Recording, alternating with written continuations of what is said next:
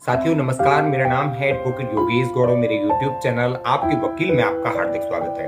मित्रों, अपने इस चैनल आपके वकील के माध्यम से मैं आप सभी के लिए लाता रहता हूं कानून से संबंधित नई नई जानकारियां। मित्रों, आज की वीडियो में मैं चर्चा करने वाला हूं कि हम कंपनी के वकील कैसे बने। मित्रों, LLB की पढ़ाई के उपरांत अधिकांश व्यक्ति अपनी प्राइवेट प्रैक्टिस स्टार्ट करते हैं और किसी सीनियर अधिवक्ता की जूनियर बनकर वकालत का व्यवहारिक ज्ञान सीखते हैं और इस दौरान उन्हें आर्थिक समस्या से गुजरना पड़ता है।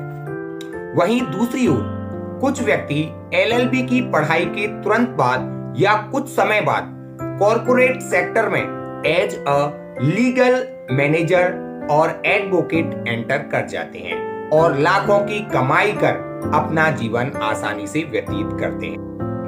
प्रत्येक कंपनी दो प्रकार के एडवोकेट्स रखती है। नंबर 1 इंटरनल एडवोकेट्स जिन्हें लीगल मैनेजर्स कहा जाता है। दूसरे एक्सटर्नल एडवोकेट्स जिन्हें पैनल एडवोकेट कहा जाता है। अब बात करते हैं लीगल मैनेजर की। लीगल मैनेजर कंपनी का इंटरनल लीगल एडवाइजर होता है।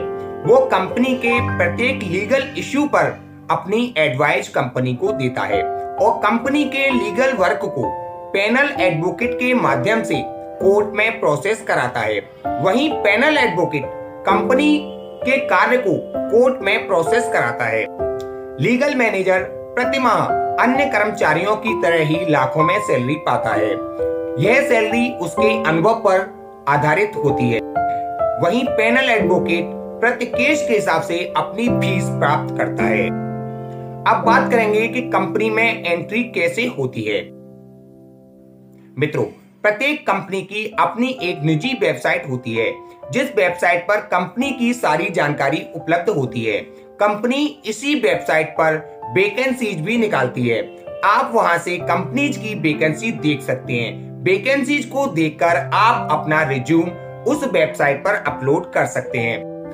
अन्यथा कंपनी की वेबसाइट पर एक कैरियर ऑप्शन होता है। कैरियर ऑप्शन पर जाकर आप अपना जिस पोस्ट के लिए आप अप्लाई करना चाहते हैं अपना रिज्यूम उस कैरियर ऑप्शन पर जाकर अपलोड कर सकते हैं। जब कभी भी कंपनी में वैकेंसी होती है तो कंपनी की तरफ से आपकी ईमेल आईडी पर मेल आ जाता है और जिस दिन इंटरव्यू होता है उस दिन के लिए आपको कॉल आ जाती है। आप उस दिन इंटरव्यू में सम्मिलित होकर के कंपनी में as a legal manager select हो सकते हैं।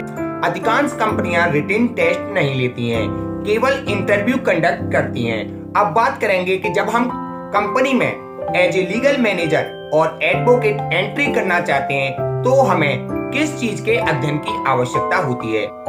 सबसे पहले तो आप लॉ ग्रेजुएट होने चाहिए।